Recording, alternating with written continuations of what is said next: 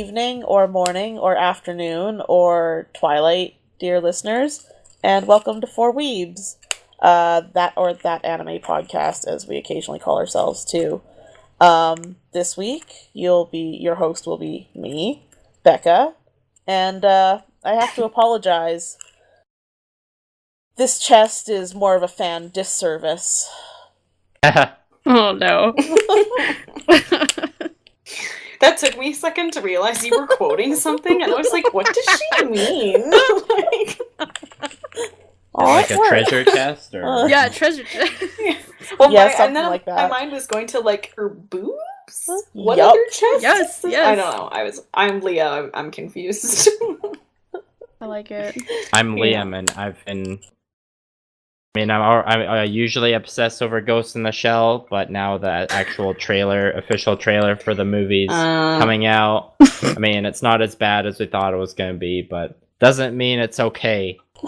So I've Still just been, questionable. Last couple days cool. has just been all Ghost in the Shell, no homework. Do we want to chat about it No in a minute? homework. Yeah, let's let Veda introduce herself. Well, yeah, let's I'm make just over here let's in the make corner. sure we talk about the animes for the episode first. Otherwise, Yeah. we'll just talk about Ghost in the Shell for way too long. Whatever. Maybe. We can give it 20 30 years minutes. of Ghost in the Shell. Yeah, I was like, but I want to talk about it now. We'll talk about it in just a minute. First, Veda. Hi, I'm over here in the corner. My name is Veda. I'm gonna steal my quote from a commenter on GoGo Anime, whose name I forgot to take down, even though I said I was going to. You know who you are. What, you Yeah, said you know it to who you them? are, person. On You like the replied second to their episode. comment? No, I didn't actually. I should have. It was great. You should You reply, like, should. I mentioned you. Listen to this. Yeah. Listen to this episode right here. Okay, so these words are... So Ryoko is the name of the character in the anime we watched, okay? So Ryoko should be called Cinderella, so she can be called a Tsunderella. Oh, God. Get out of here. See what they did there. Comedy gold. I appreciate this kind of humor. I feel like you know where the door is, Veda. Yeah, you can try and kick me out. Still not as bad as your fridge joke. Yeah, that's What's worse is you falling for it. the fridge joke was pretty bad. Yeah. So, as we said, we are Four Weebs, and every week we watch a little good anime and a little bad anime, and we review it. But right now we're going to talk about the new Ghost in the Shell trailer, because we've kind of been chatting about it a bit for the past couple days, as it dropped, 2 days ago? Well, it was, what's interesting is they aired the trailer to favor Japanese audiences, so it aired at like 6:30 p.m. Japanese time on the 13th, which was Sunday. So that was about like 6 or 4:30 a.m. America. So that's pretty interesting. I'd actually for like the well, I guess like I think like the from what I've seen from some Japanese people, they aren't as triggered about the whitewashing as North America is. That's what I was That's just about to true. say, is that I'd be interested to see what they have to think about it. Like, they might even think that it's cool, you know? Yeah. But I And guess for everybody's them, got their opinion. I guess for them it's a matter of it's an international film, though, right? If we were watching Exactly. if we were watching an Asian film that was set in New York, would we immediately be like, "Oh my God, they're not white people"? Yeah. Or just be That's like, the "Oh, thing, neat, like- international movie." That kind of thing did happen with Attack on Titan, technically, because every character in Attack on Titan isn't Japanese except for one. Really? But all of the characters in in that movie, Mikasa's they were like half yep, Japanese. half Japanese. I just assumed she think was Levi? Spanish. I don't know. Yeah, but yeah, because it was from Mikasa, Japan, Asukasa. everybody was Japanese, right? Sorry, Veda. Everybody was Japanese. I'm sorry. Yeah.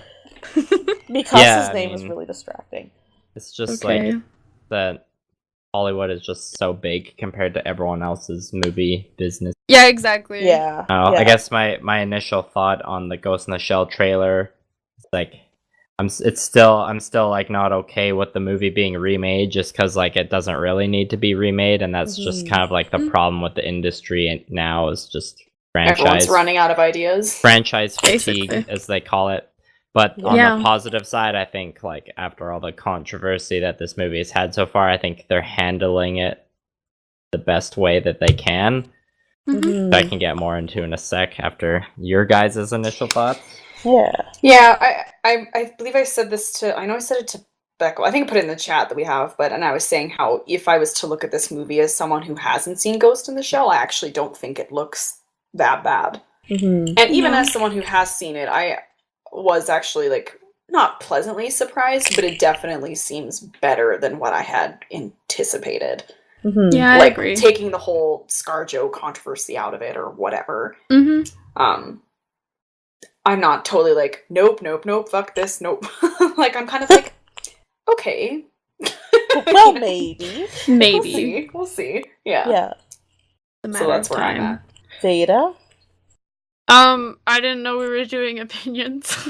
Did you watch it? I did watch it. It was a little while ago. Well, what'd you think? Like, I don't know, because I'm not that attached to Ghost in the Shell. Like, I love the movie, but I'm not as attached to it as Liam is. Yeah. So, in my opinion, like, I don't mind that they're remaking it. It's a thing that Hollywood does. I just don't want another, like, Dragon Ball remake movie. Oh my god. I don't know if enough. that's possible. I was like, and it doesn't look that Sorry. bad. So I'm like, it's probably going to be better than Dragon Ball Evolution or whatever the hell that movie was called. So I'm optimistic about it, but I'm not going to say that it's good at this point. Yeah. That's It looks fair. decent, though. Like, the cinematography and everything looks pretty good. Yeah, that's what kind of had me going like, oh, it actually looks kind of cool. Except for Yeah, and, like, the designs what Becca and says stuff. about kind of Scar fat suit. But Yeah. anyway, we'll get to that. You know, I was actually thinking about that. So, because that was my first reaction, was I was like, it almost looks like they put Scarlett Johansson, outside of, like, it looks cool. I was like, it almost looks like they put Scarlett Johansson in a quote-unquote fat suit.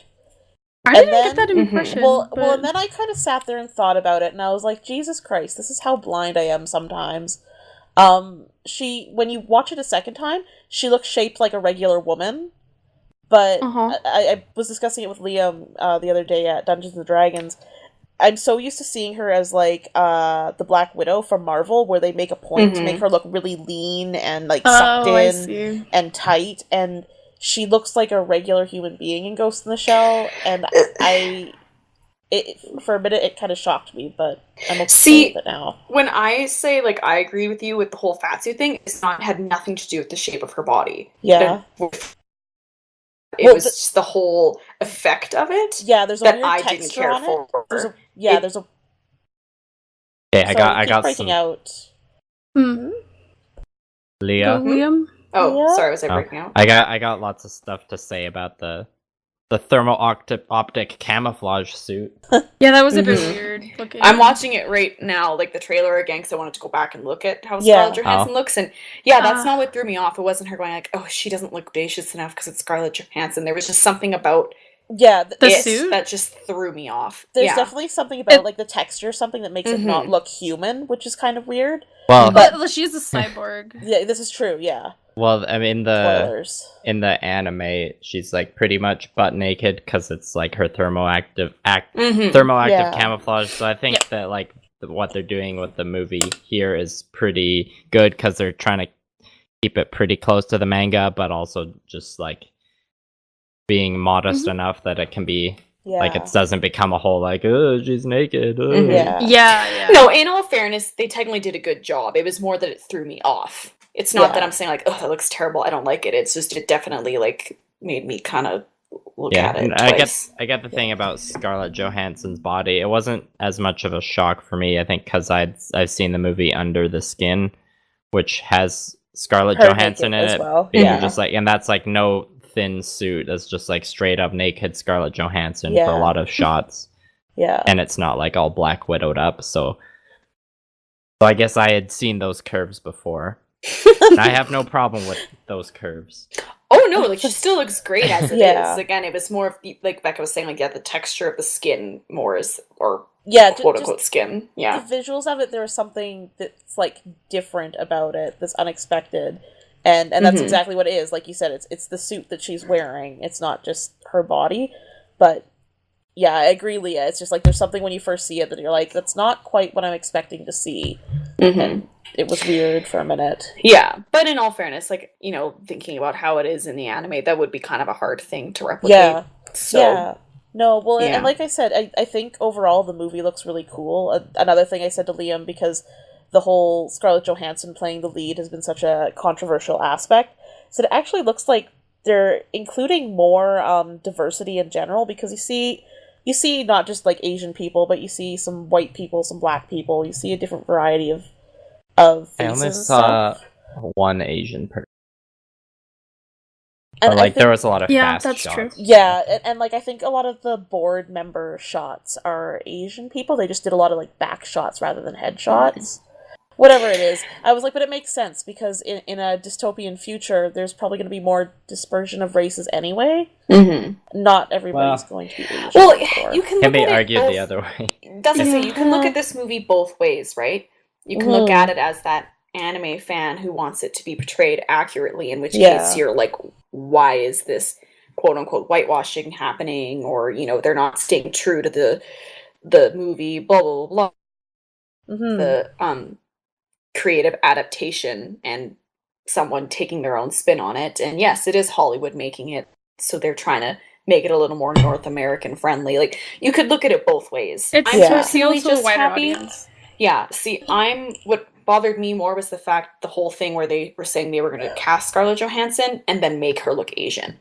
That was Yeah, where the they're gonna controversy was coming manipulate her. from. Yeah, exactly. Yeah. Which, now that you see the trailer, and it honestly doesn't look, I didn't notice that at all with her. I was like, okay, fine, that's Well, I whatever. think Because they if you're just- going to cast a white woman, cast the white woman and keep her that way. But if they were going Yeah. to make her look really Asian, then it's like, why didn't they cast an Asian? So Yeah, anyway, exactly. that's where my Yeah. initial hesitations was, and controversy was with it. But now seeing the Mhm. trailer, I'm like, it's fine, whatever. Yeah, so I mean, the main things that they're doing, so they're for after I saw the trailer, I can't put this together, and then some other people's reviews gave me more clues. They aren't like, it's not really the plot. It's not going to be the same plot as the original movie. They're kind of borrowing stuff from plots from Standalone Complex and Mhm. some of the other stories. And then I read some interviews, articles saying that it's not set in Japan like the original is. It's just going to be set in like a nondescript futuristic city, apparently. Mhm. A Blade Which Runner I think city. that's like the best way Yeah. to kind of avoid the controversy. Like, 'cause Yeah. they can't Yeah. just like That was they smart. can't like pick one side. They kind of have to stay in a gray area. So I think Yeah. that's like the right move. Yeah. I Right agree. move for that. The stuff I'm not so hot on, maybe because like some of the best parts about the original is like the philosophical themes, Mm-hmm. and Oh, like yeah. it looks like they're still gonna have that. But I think it's in the first movie, it's a lot of like, oh, this AI entity was like born or created himself. Is that considered life because he's sentient? Yes, no, because he's a robot, and just stuff like that. Or like Motoko is in this cybernetic body that doesn't have a reproductive system, and they have a line talking about how she doesn't menstruate, but she's like, portrayed as female, but is she really female? And then at the end, spoilers for the first movie, at the end when she merges with the puppet master and they're two, like her ghost and his AI form this new entity, like, is that a new form of reproduction in this like world full of cyborgs and AIs? Mhm. And it looks like, well, I only know so much from the trailer, but it looks like in the trailer that they're gonna be doing more of the side of Motoko just being like, who am I? Am I even a person? Yeah, This it definitely robotic seems body. to be more aimed to that kind of storyline. But One, See, but one they other subtle point about that is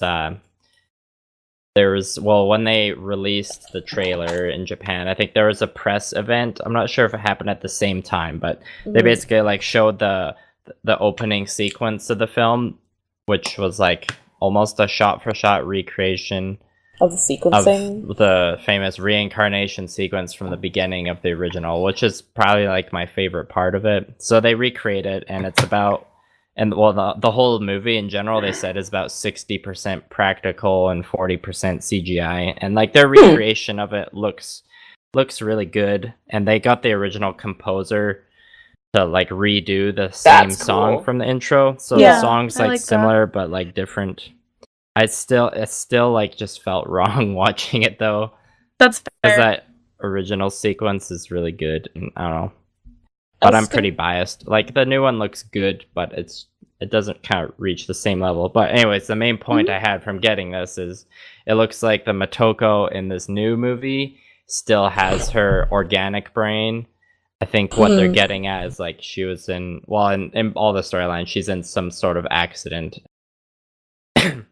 Yeah. And then she gets put into the cybernetic body.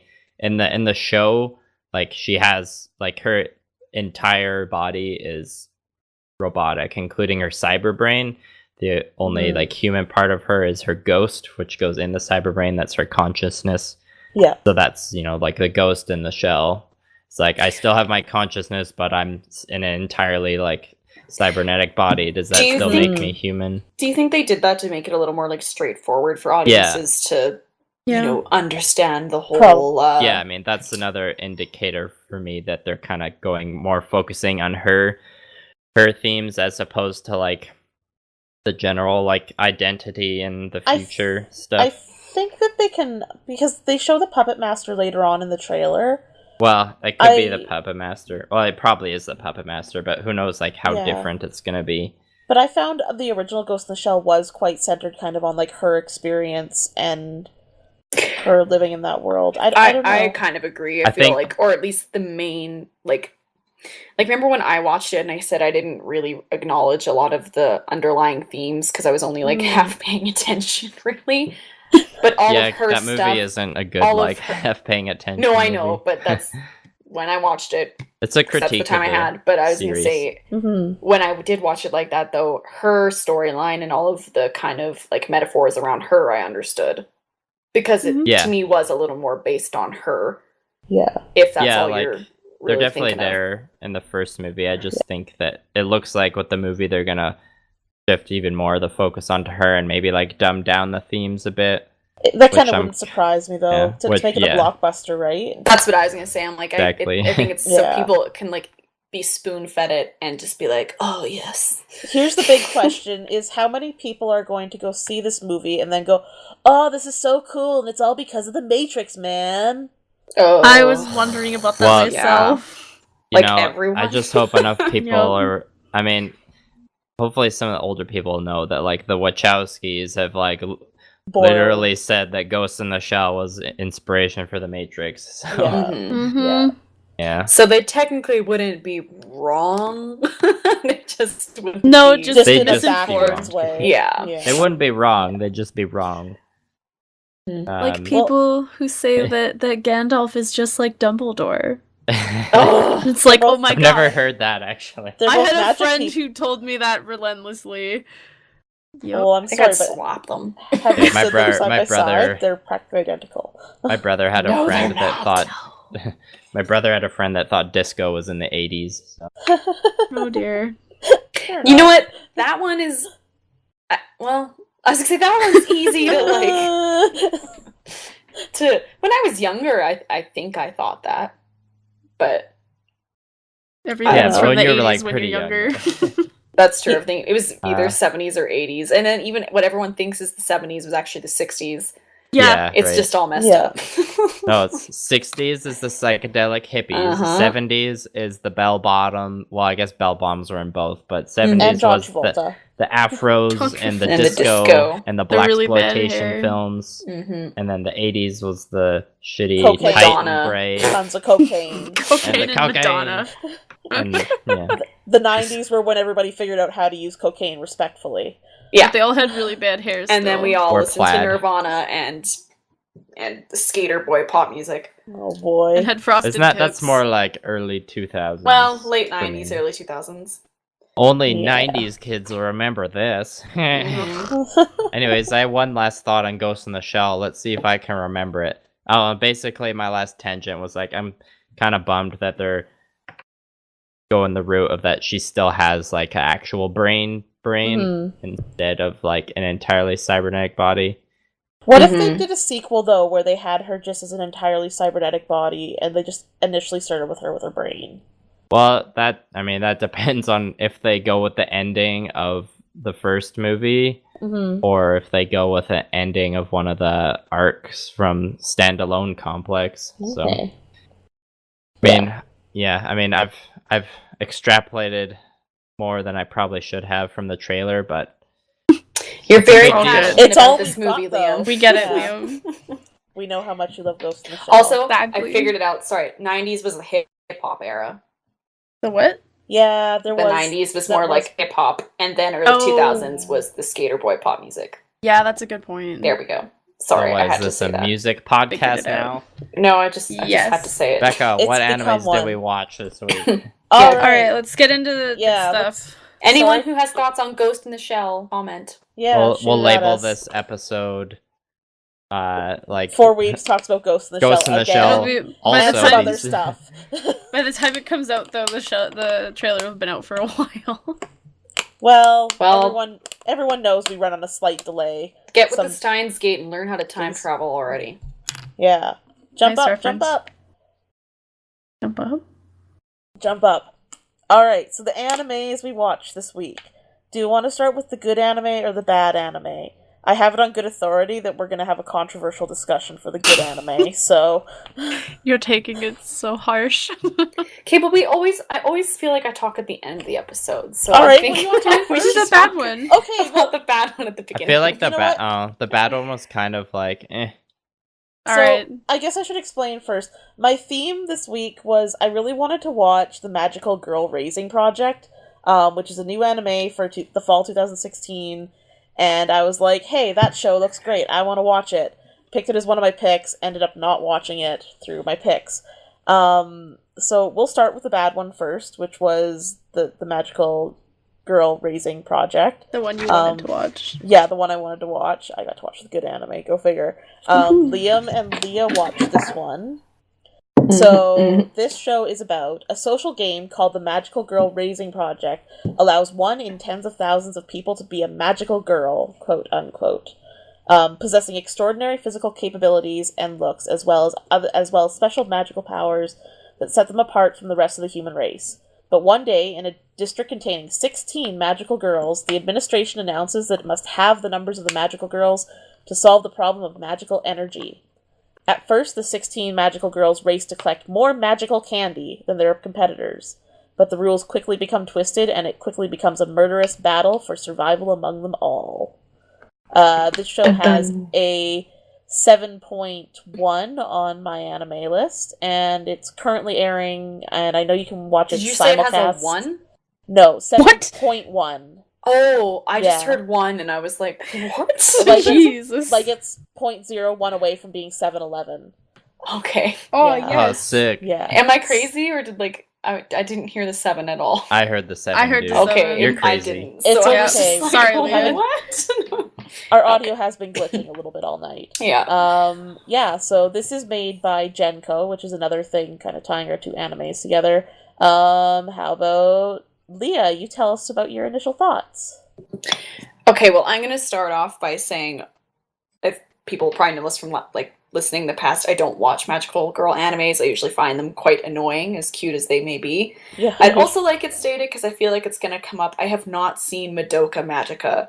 Oh, that's kind of missing an issue. out. Yeah, I was like, so I know Liam's going to bring it up, and I feel like our opinions on this anime will probably differ as such. I'm gonna bring it up because it's really obvious. So, Yeah.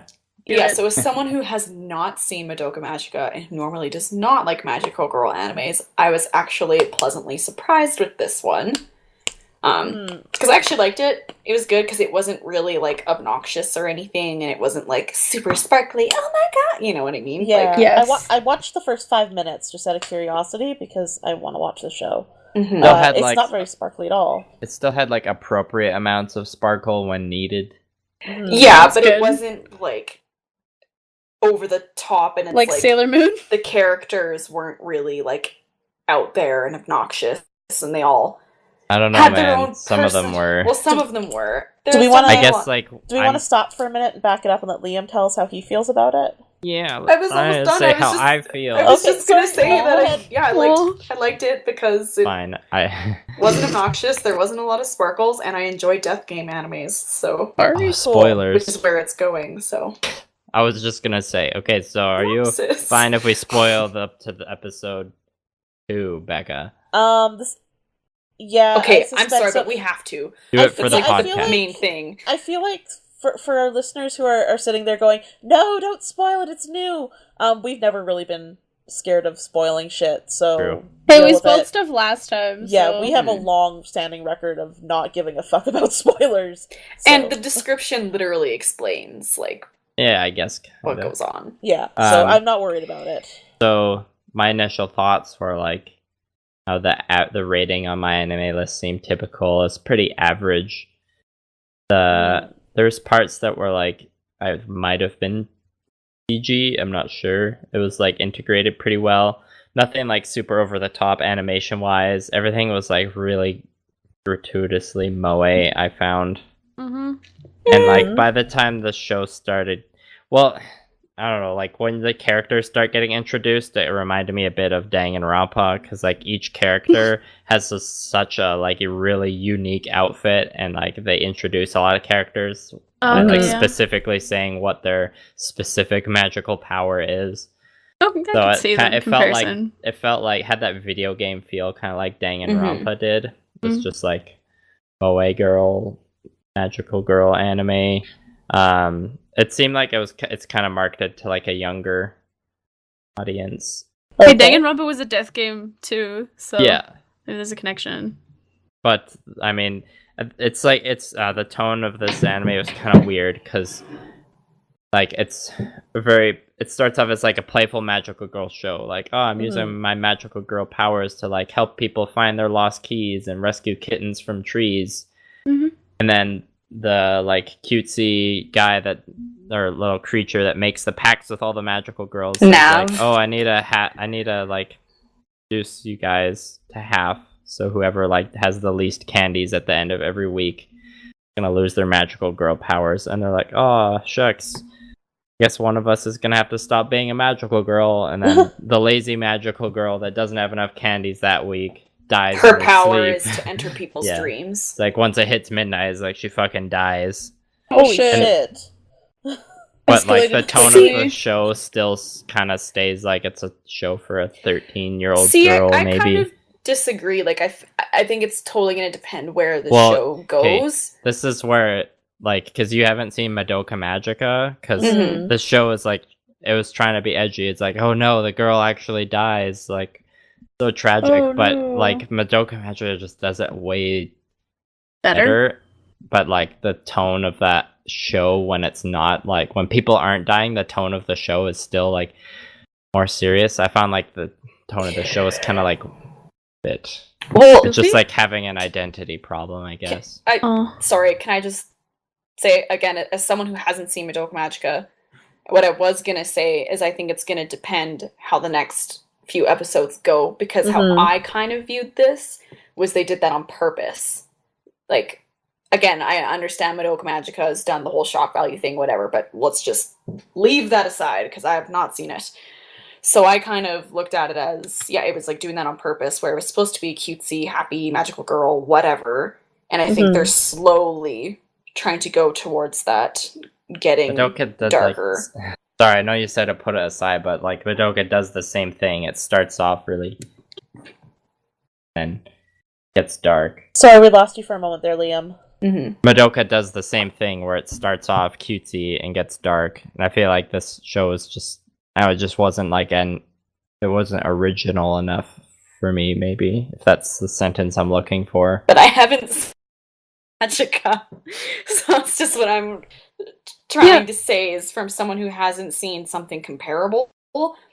I think it's being done all right so far. Can see some of the like tonal discrepancies, like when the other magical girls find out that the first one died. I think their response could have been a little stronger. But towards the third one, you are starting to see how the one main evil magical girl basically is starting to like plot against the girl Snow White, who's the main character, and she's doing the best out of all the magical girls. So I'm like, I could see how this has potential to. Yeah, I don't know. It seemed it was a little weird that she was like, they kept saying like, oh, you always have the most candies, and you're like the newest magical girl. So she's kind of like a little bit of a Mary Sue, as in like. She's like doesn't put in a lot of effort, but still is like the best. There's definitely stereotypes in all the characters. Like they even blatantly call the one as tsundere. Yeah. But I don't know. I don't watch a solid accent. What? That was a Solid solid sounded accent. good. Yeah. Oh, thanks. I kind of thought that might have been typical.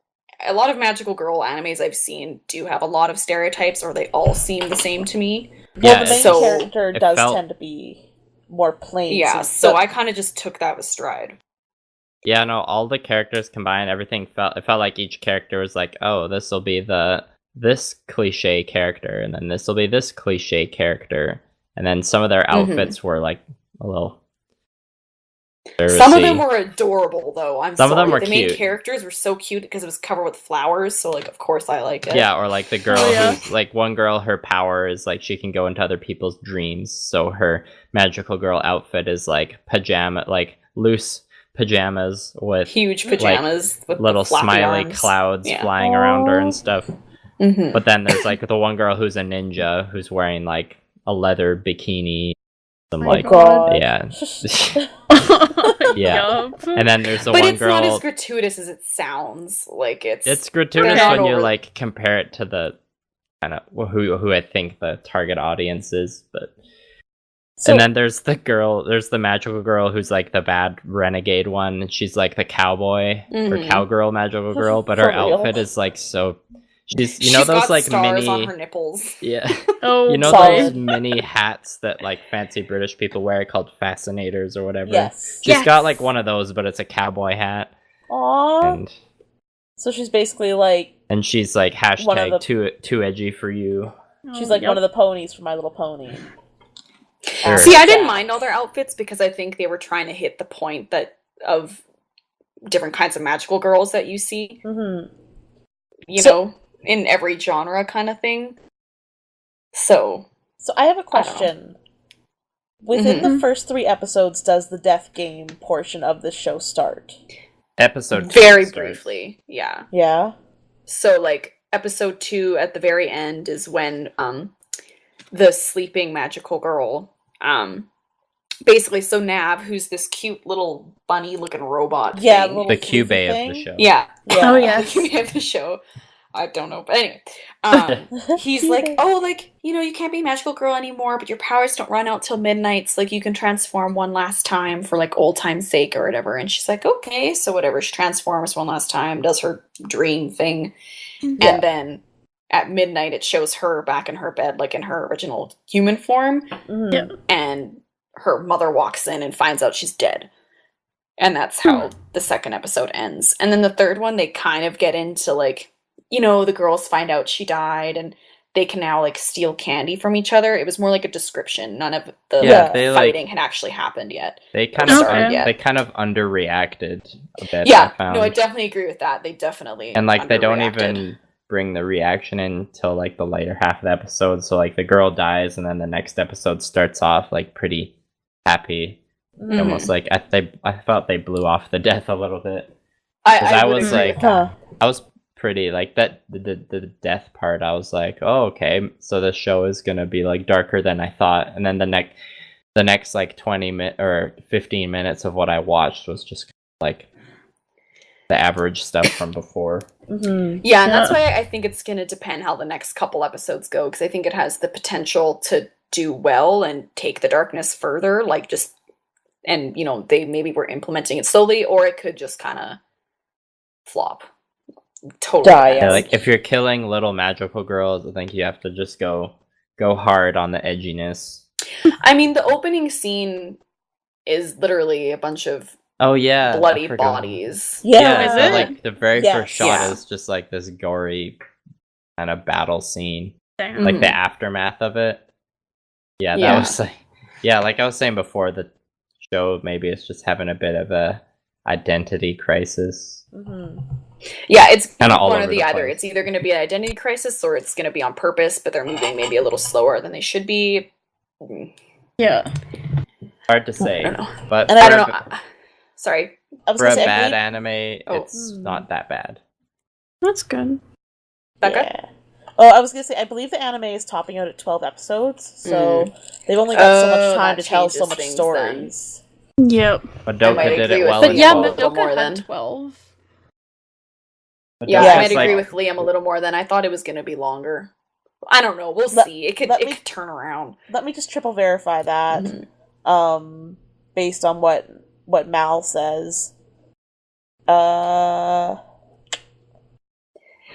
actually. Sorry. Oh. So maybe it goes longer. It is rated R, 17+. So, what? Shoot. Yeah.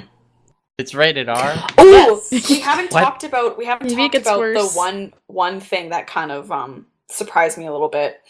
Was so the main character Snow White, she had a friend when she was a little younger, and he was a boy. I can't believe I forgot. Yeah. So she had this friend when she was younger, and he also loved magical girls, but like he knew that like boys shouldn't. I actually thought this was like probably the best part about the show. Yeah, me too. I'm interested to see how it goes. So how like boys aren't allowed to like magical girls and stuff like that, and he has like his secret stash, blah blah blah. Yeah. Anyway, so when Snow White turns into a magical girl the first time, she has another magical girl who's offered to like train her basically, and you end up finding out that that magical girl is actually her friend, like the boy that she used to be friends with. So he's a boy in real life, but when he transforms into a magical girl. Is he the one that she's holding hands with in the intro? Spoiler alert. I don't remember the intro well enough, but like he's like got like deep eyeshadow on and like and a green tail and cleavage that like shows a lot. Oh, okay. Is he like really dark with like dark hair? I don't think. No, I think you're thinking of the ninja girl. Yeah, maybe. Sexy ninja girl. Oh, and can I also say, I'm sorry, I'm like 4 years old. His power is to make his sword whatever size he wants. Yeah. Typical. Oh my god. I was like, oh my god. Even though when he has that power, he's in magical girl form, but whatever, I couldn't help myself. That's kind of great. Still they're just big phallic objects. So. But yeah, I thought that was interesting. I didn't really see that coming. I was like, oh. Yeah, I found the powers are kind of all over the place. Like the main character's powers, she can like sense when someone's like having trouble or is in danger, or she can like read people's thoughts if they're in peril. Yeah. And then her best friend or her friend from like 2 years ago has a sword that can like materialize out of thin air, and it can be as big as he wants it. He wants it to be. Lovely. And then the ninja girl, her power is that her shurikens always hit. Yeah. So I'm like, that seems kind of OP.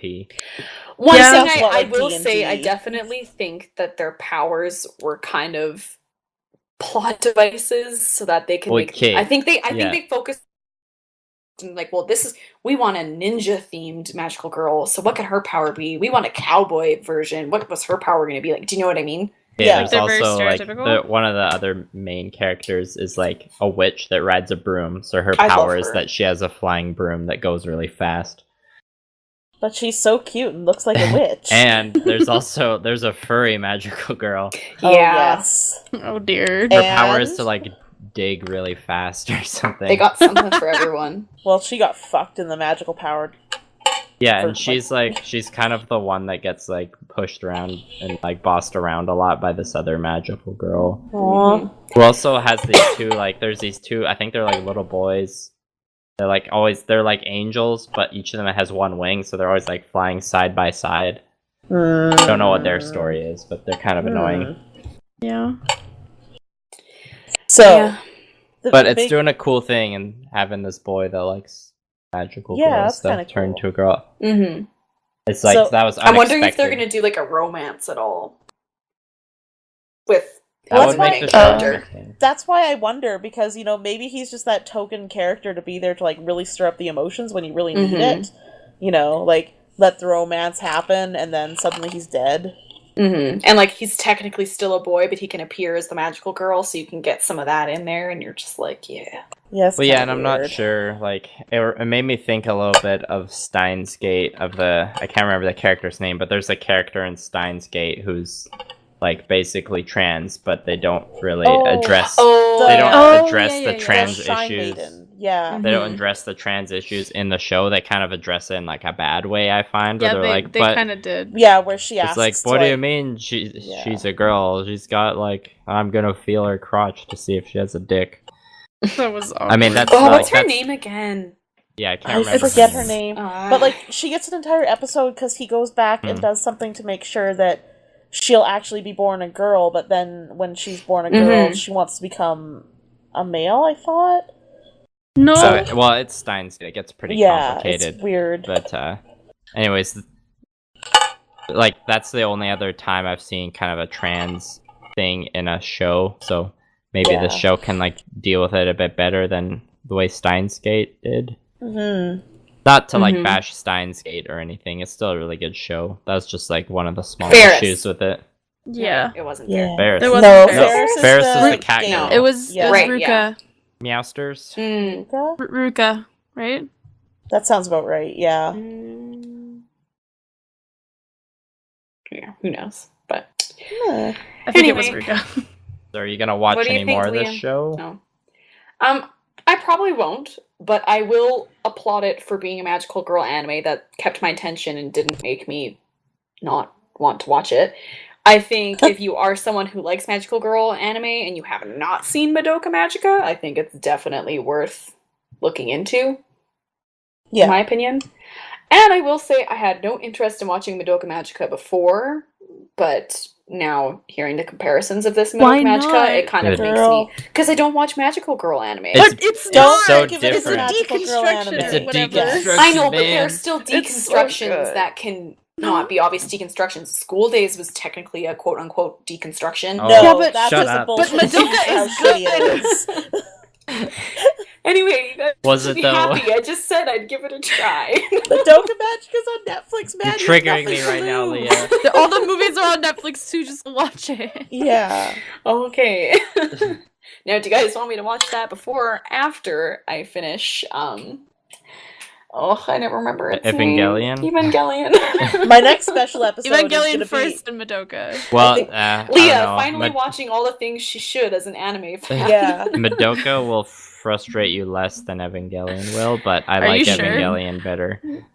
I found Madoka was yes. a lot more straightforward in what they were trying to say than Evangelion. Like I guess, yeah. What was the last time you watched the end of Evangelion, Veda? Like, it's been a while. Like, I watched it again last week, and the same thing happened where I, like, fell into a Wikipedia hole for 2 hours after watching it. When I watched it, I just sort of stared at the screen. I was like, dead to the world. What the fuck is happening? Yep. Yeah, no, it's like, it's a really, really good movie and show, but, like, it just is mentally taxing. Yeah. But, yes. Like, Madoka less so. But that doesn't make Madoka bad. No, not bad. It's good, in a good way. Just less subtle about what it's trying to say. Alright, the episode where we talk about all the other anime. No, Liam, you never gave your final thoughts. Yeah. I am not going to keep watching, but I had to think about it.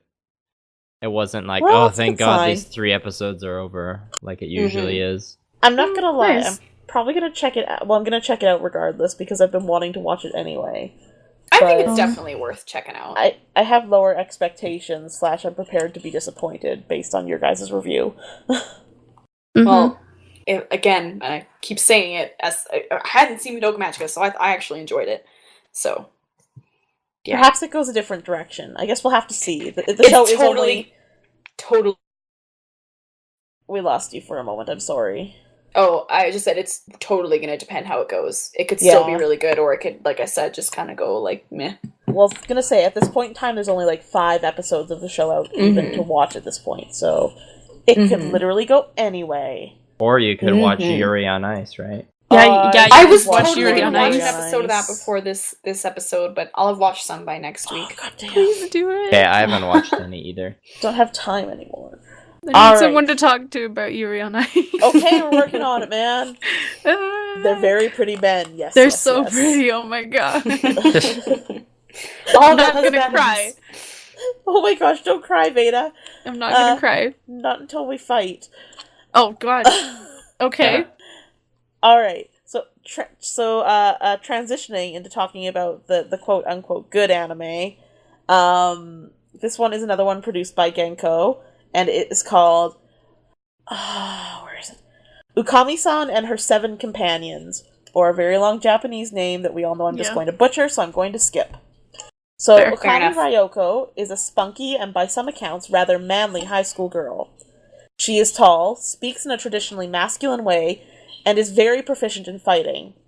Okami-san's best friend is the small and high-pitched voiced Ringo. Incidentally, the two are rather flat-chested, a fact that the narrator is all too eager to point out. So, those two are the member of the Togi Bank, a club at the high school that assists students with their problems in return for their assistance on a different problem at a later date. Thus, the bank is effectively a loan institution for problems where you can take out a loan for a solved problem, but you have to repay it sooner or later.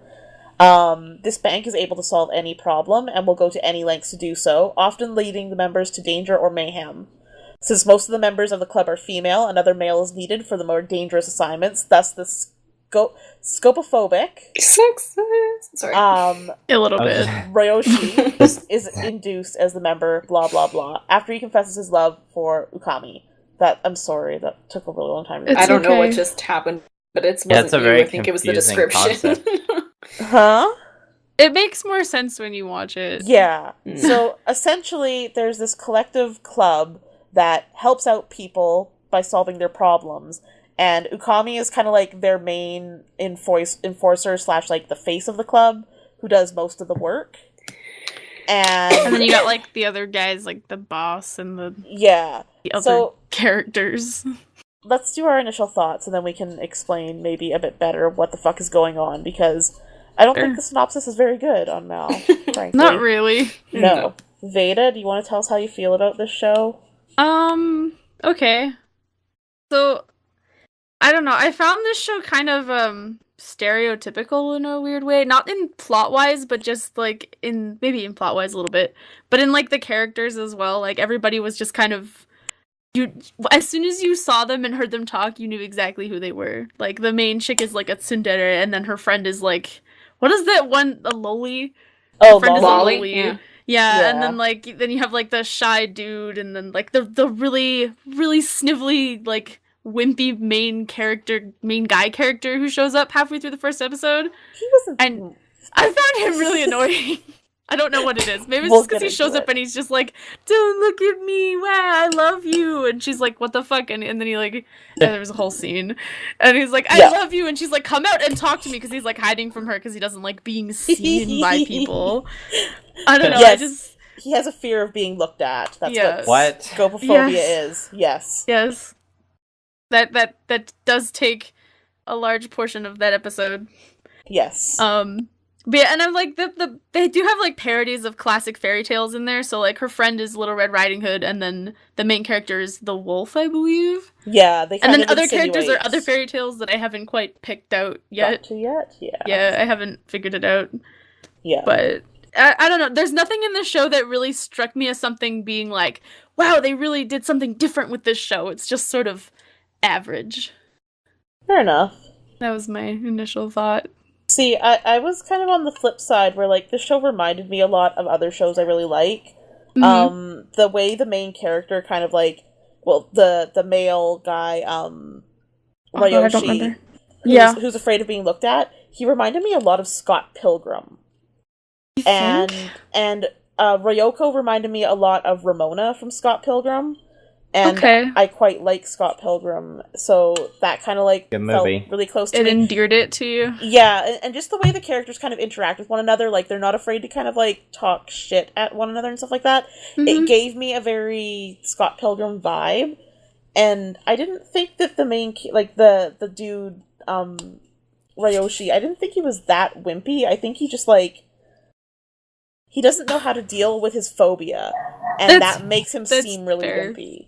It might just be me being like, oh my god, just fucking stop sniveling on the ground. It's annoying. But, like, the entire thing is him overcoming his fear to prove his love to this girl that he loves. Yeah, I know. And I really liked her, too, because she just seems like she's kind of like the stereotypical tough girl, I guess. But I feel like we don't watch a lot where we have that stereotypical tough girl. See, like, I like all that I can think at of is first. Kill la Kill, and she's a little bit more, she's much more toned down from Kill la Kill, but she's still just like, I'm a chick and I kicked your ass, deal with it. and I liked that. So I did really like the Neko Knuckles. Yeah, that was those were really fun. When I saw those show up, so she wears she trains at the gym in boxing, but when she's out like enforcing or like solving these problems for people, she wears these boxing gloves that one looks like a white cat and the other one looks like a black cat. And they meow. And when she punches people, she leaves like the cat face imprints on their bodies, which I think is does that whole funny. like yeah, yeah, slow motion. Yeah. I don't know. That was amusing. So let's get into this, because I know we were talking a little bit before we started recording. Yep. You don't like happy things. That's the general, yeah. If you're gonna generalize it, yes, that's generally true. We had a whole discussion because I was talking about I don't watch comedy TV shows very often, so this isn't really my genre. Mm-hmm. Not even with anime, like, because I was saying, like, my parents watch a bunch of stuff like Big Bang Theory or something like that, or Friends, or How I Met Your Mother. And I was like, I've never seen an episode of Friends. I can't stand Big Bang Theory, and I don't like How I Met Your Mother. They're so boring to me. It's just people those doing are like bad comedy things. shows. What do you say? Those are all examples of bad comedy shows. So I'm gonna step in here and say, excuse me, but no. That's just my opinion, I guess. I like it's my opinion. Yeah, so I was a big fan of How I Met Your Mother until about the 6th season. I agree. I cannot defend those last 4 seasons. They suck ass. I 100% agree. But the first like 3 or 4 seasons were really good. You have to accept that like this is a sitcom, so it's going to take the regular sitcom jabs. That's the word, sitcom. But it's not. So anyway, I like How I Met Your Mother. I own a lot of it. I've watched parts of that show like 5 or 6 times. That's how much I enjoy it. I completely agree. And I wasn't really a big fan of Friends until I actually sat down and watched the show. And once again, it comes back to like, okay, yes, they're sitcoms, so they're not always going to be the most challenging thing to watch, but if you just want to sit down and watch something and giggle for a while and take your mind off of, like, the shithole that is your life because Donald Trump is now the president of the United States, it's a good distraction. That. Yeah, like, I wouldn't say any of them are, like, laugh out loud funny, but I still watch them, and no one's shooting me for saying this. I liked the first couple seasons of Big Bang, too. So, yeah, like, okay, I watched the first season, too. But people enjoy it, so... Like, I understand, like, I'm not saying that they're bad shows in general. I'm just saying that me personally, I can't watch them because they bore the shit out of me. Yeah. And, like, you know how you said, like, I watch TV a lot of times for escapism. Because life sucks. Except you want to go watch people get killed. I want to watch people get killed because that's, I don't know why. I'm like, I'm depressed. I want to go watch depressing things happen. I don't know. You want to see people get turned into fine French cuisine? Yes, I do actually. One of Veda's favorite shows. I don't know. I've always kind of been a little bit morbid, so maybe that has something to do with it. I don't know. No, and I know you said you watched it you were watching sitcoms to be like, oh, that things are going right in their worlds. And I don't know, every time I watch sitcoms, I end up like comparing my life to people's lives in sitcoms. No, I don't watch sitcoms to go everything's right in the world. I watch sitcoms to forget that everything's shitty in the world. Yeah, but see, sitcoms just remind me how shitty everything is in the world because they have their weird little perfect utopia, and it's like, life isn't like that. I don't like this because it's not accurate. I don't like it. But then I'm okay with watching people get eviscerated, so... Fair enough. I don't know. Maybe it's because it's like, oh, it's a fantasy world, so rules don't fucking matter. They can get completely killed if they want to. Just have to... Okay, fair enough. No, that's fine. Yeah, I mean, my brand of comedy I like is kind of abstract most of the time anyway, so... Yeah. There's a reason sitcoms are popular. Yeah, that's true. Yeah, so for me, it's a matter of, like, it's a group of people that you see all the time that you know what to expect from, right? Yeah, and I get that. Anyway, we're on a total tangent. Yeah. Yes. Anyway. This episode is full of tangent. Yeah. I'm seeing that. This is the tangential episode. So, getting back to Okami and her 7 companions, I can definitely see how you get, like, the sitcom vibe from it. I know, I was, like, sitting here thinking, I was like, this show's reminding me of a lot of other things.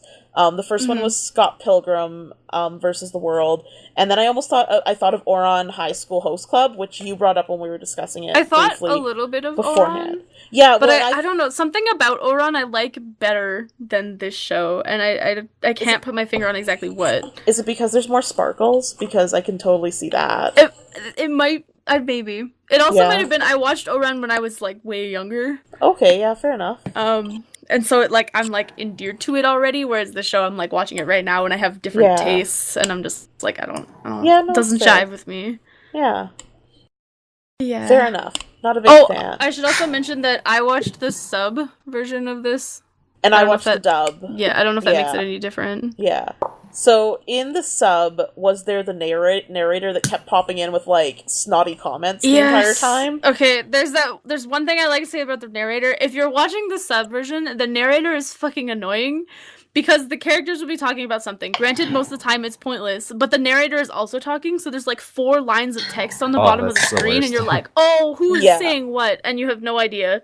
It works a lot better in the dub version, because it's just the characters get quieter, and the narrator, like, narrates over top. Yeah. So all you hear is the narrator. But there's definitely a couple moments where I was like, I was fucking listening to that conversation. What did they just say? The narrator kind of, like, it's hit and miss. Because sometimes the jokes are okay, and sometimes they're just like, why did you say that? That was stupid. You came here and I was engrossed, and then you just took me out of it.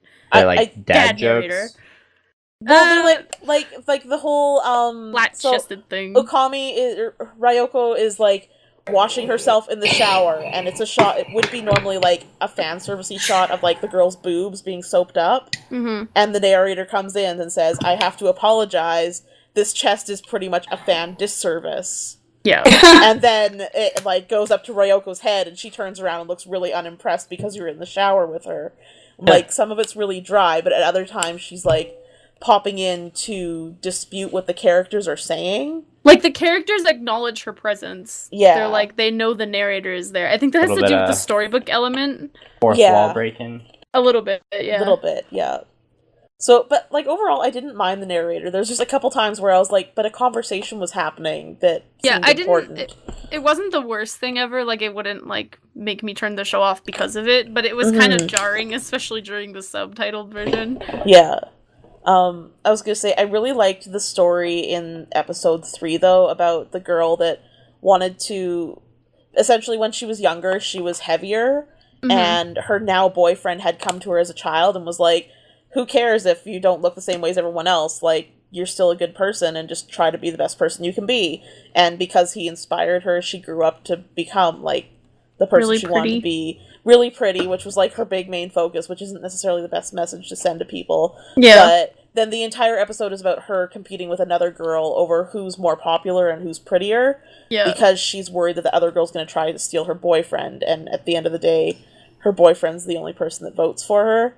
Yeah, and it's like a beauty pageant. Yeah, and she realizes that that's all that's important, is that her boyfriend loves her, and I was like, Are they boyfriend and girlfriend, or are they just friends? That was how I understood it, was their boyfriend and girlfriend, because, like, she's holding his hand all the time, and, like, every time she drags him off into another room, the narrator's like, once again, I'm not going to tell you what they're doing, but use your imagination, tee. So I'm like, I feel like they're set up as boyfriend and girlfriend, and I think at the very end of episode 3, they explicitly state that, like, they're romantically involved. Okay. But you don't really see a lot of couples in animes, like, especially when they're set in high school, I find. True. Not usually. It's usually the girls hang out with the girls. To be fair, it isn't the best portrayal of a couple. No. Because for the most part, he's running away from her, and she's like, come back! Well, he's always flirting with you. girls.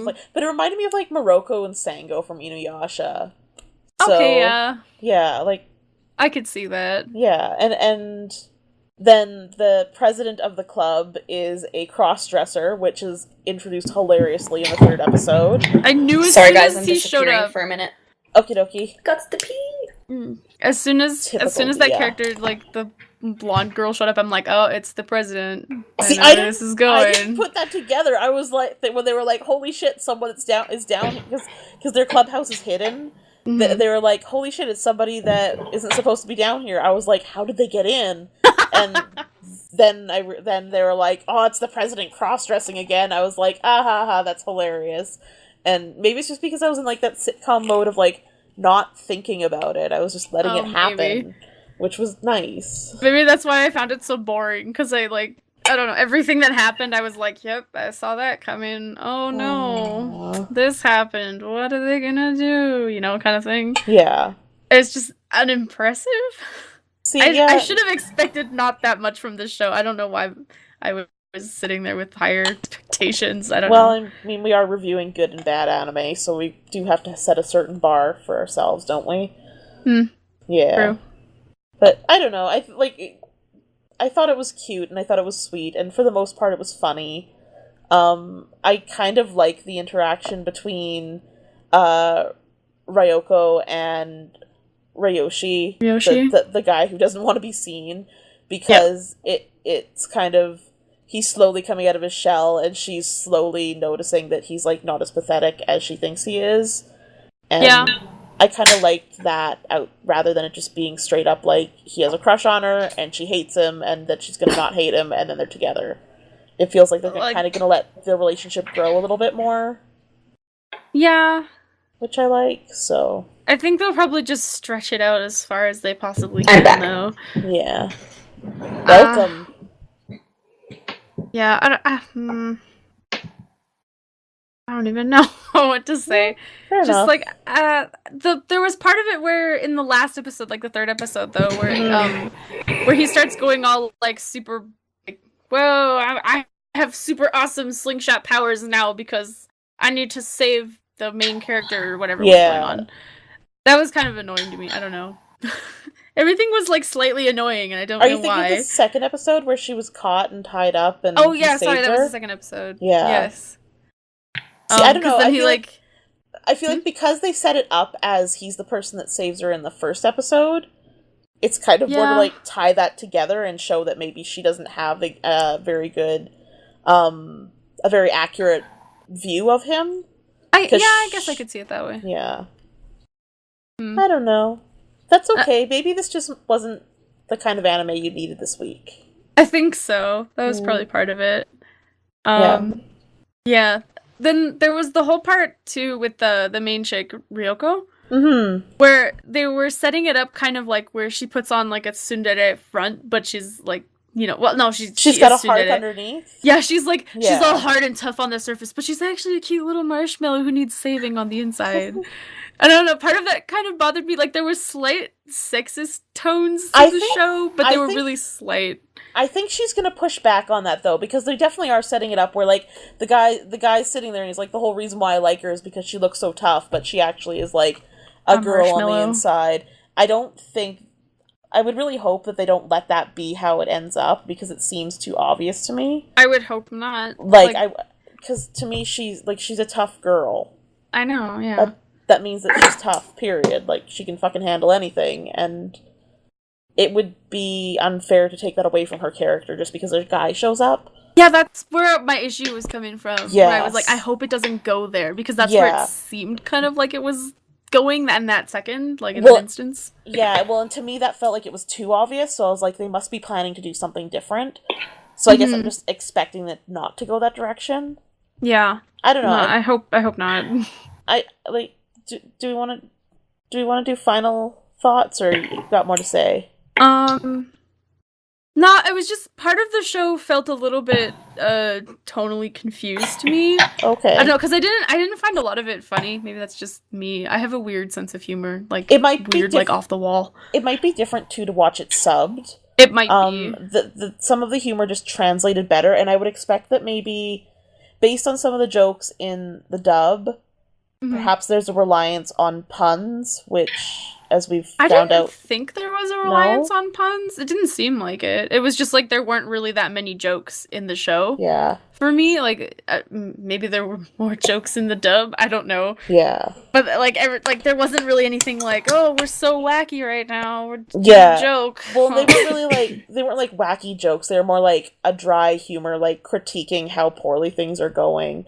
I'm trying to remember one where the narrator like pops in and she's like, you think it's going to be that thing, but it's not going to be. And I unfortunately can't remember the example because Oh. It's been a long day.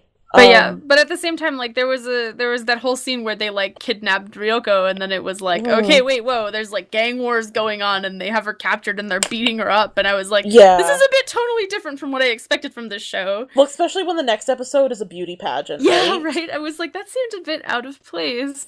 So I think it's a matter of, like, maybe it's a little bit like, haven't you heard, I'm Sakamoto, where they're making things seem a little bit overly serious for comedic effect in some regards. But that's the thing with Sakamoto, it was overly done to be more serious. But with this one, like, it doesn't quite fit. At first they were talking about how that one girl was pretending she had an abusive boyfriend, and then they moved on to like, oh no, there's gang wars, and then they captured her, and then they were like actually beating her up, and attempting to rape her, loosely.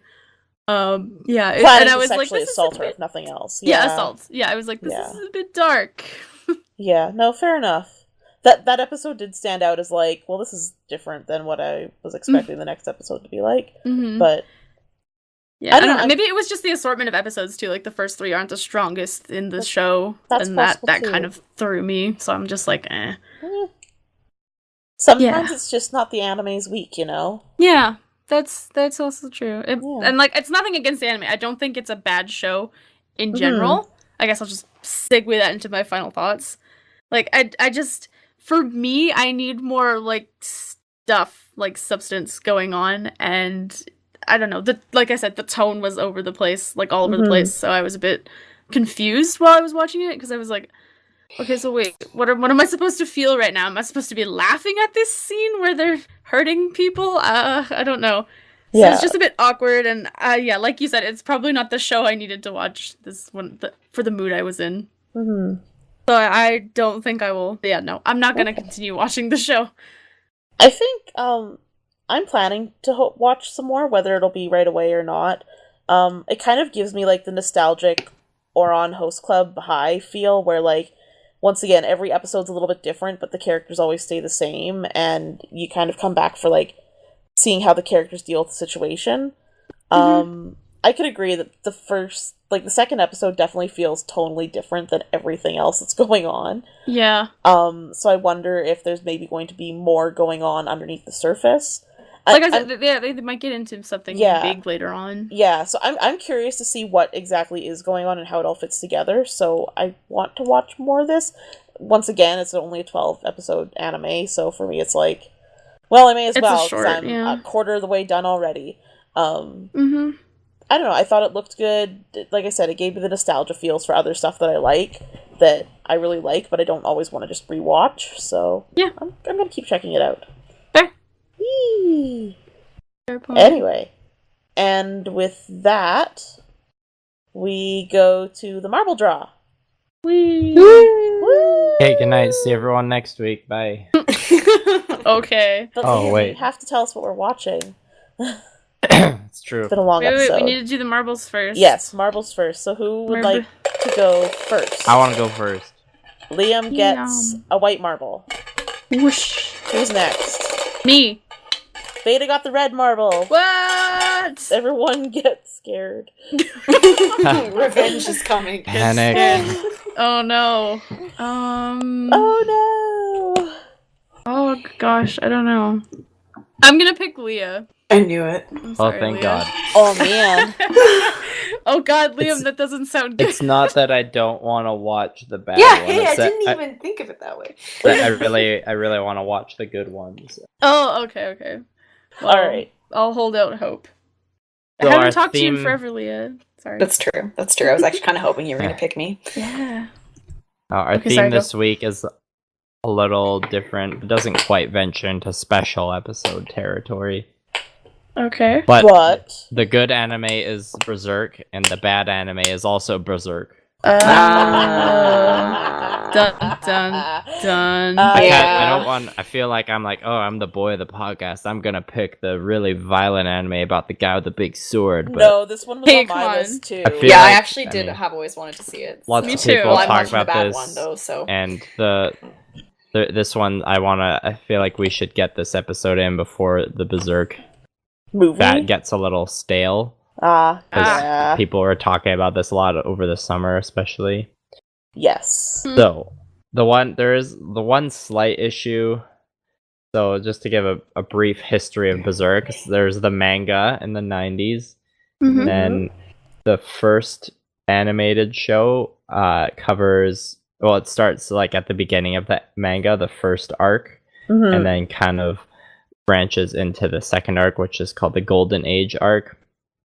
And then I think it was in 2014 or 2015, like 20 years later, they made some movies that were just the second arc. So I think there was like 2 or 3 movies. They're called like Berserk, the Golden Age arc, part 1, 2, 3, etc.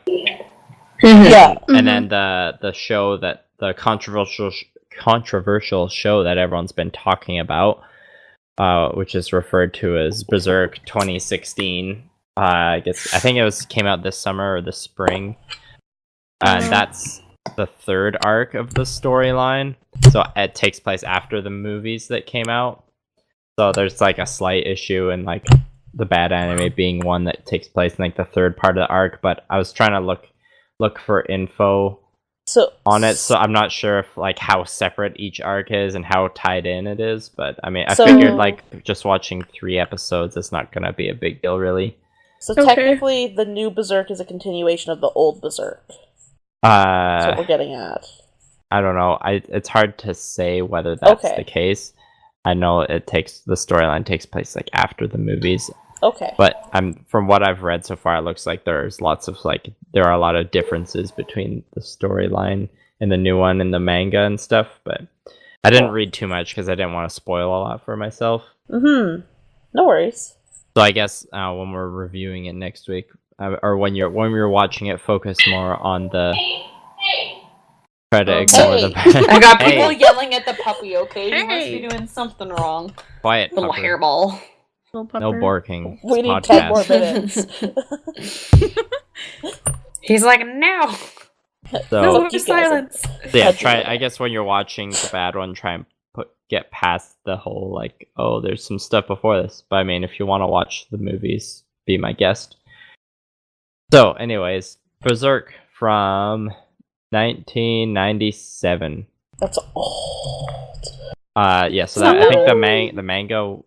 I don't know when it started. Almost 20 years ago. Just yeah. an Anyways, FYI. It's so not this that is old. 97 to 98. Born from the corpse of his mother, a young mercenary known only as Guts embraces the battlefield as his only means of survival. It's a solid name. Yeah, it is. I've heard him called Guts before. Or sometimes they call him the Black Swordsman. I think it depends what arc you're in. Anyways, day in, day out, putting his life on the line just to make enough to get by, he moves from one bloodshed to the next. After a run-in with the Band of the Hawk, a formidable troop of mercenaries, Guts is recruited by the charismatic leader Griffith, nicknamed the White Hawk.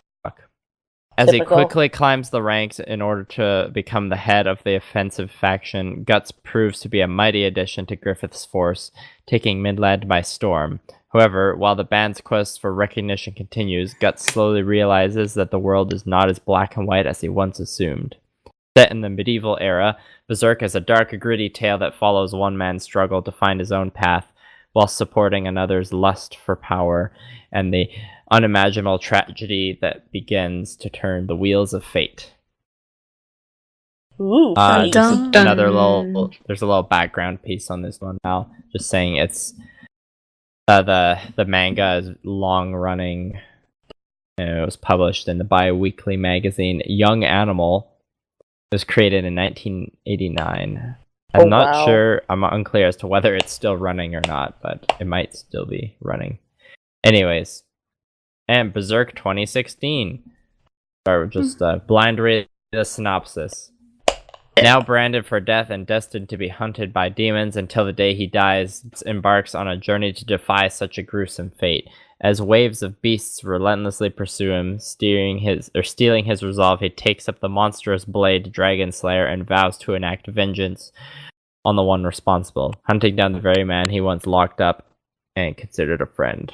Along the way, he encounters some unlikely allies, such as a small elf named Puck, Shakespeare reference, and I was just thinking that. Isidro, a young thief looking to learn swordsmanship from the former mercenary.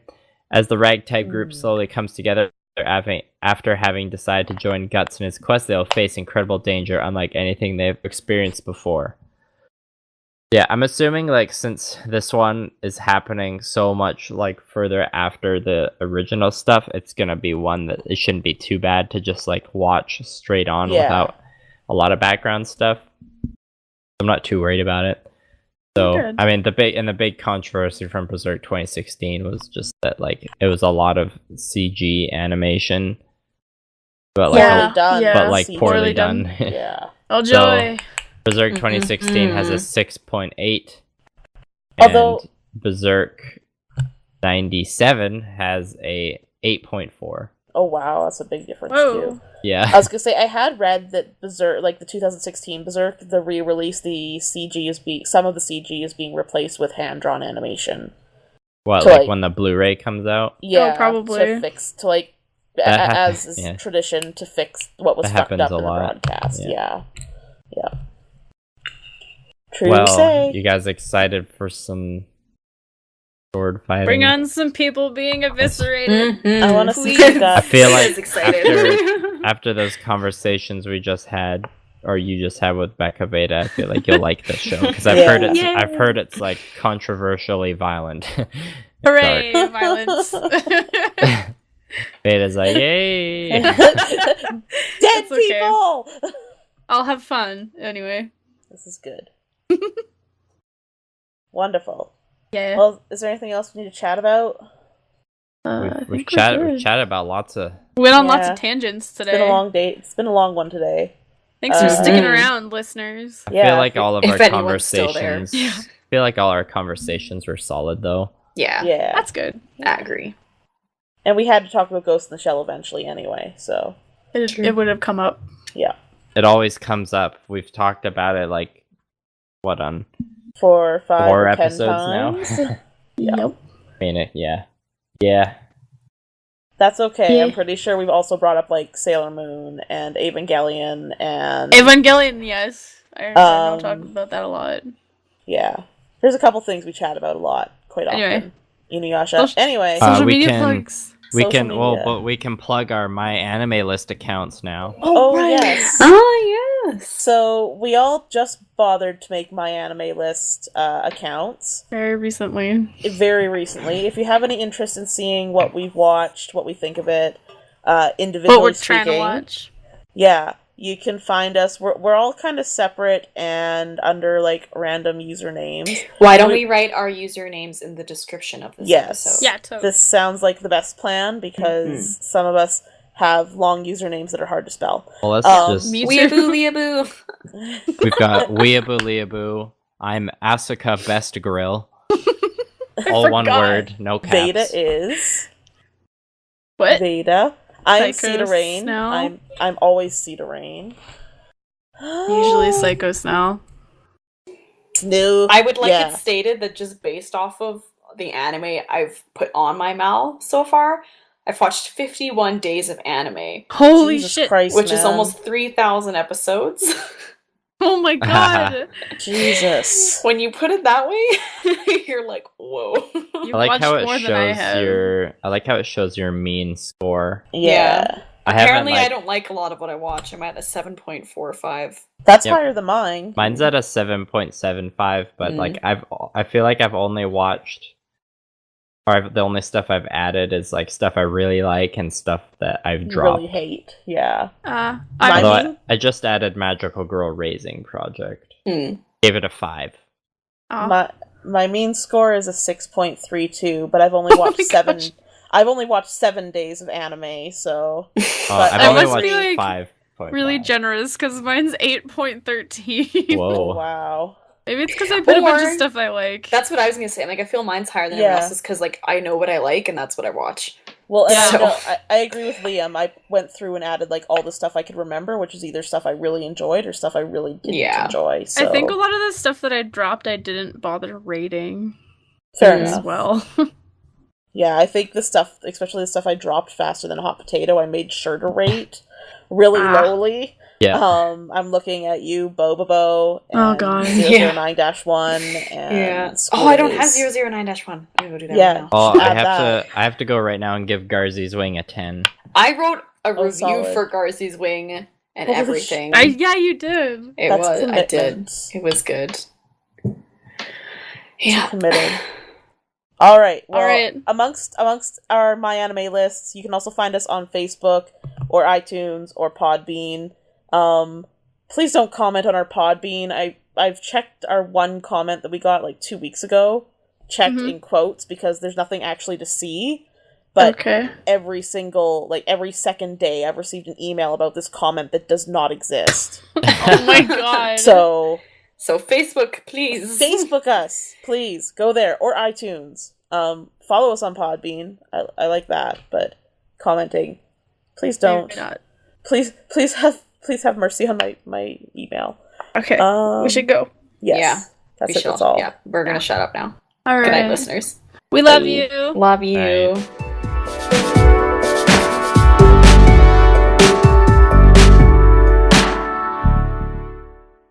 I finished reading my friend's Shonen Ai. How was How it? was it? Pretty gay.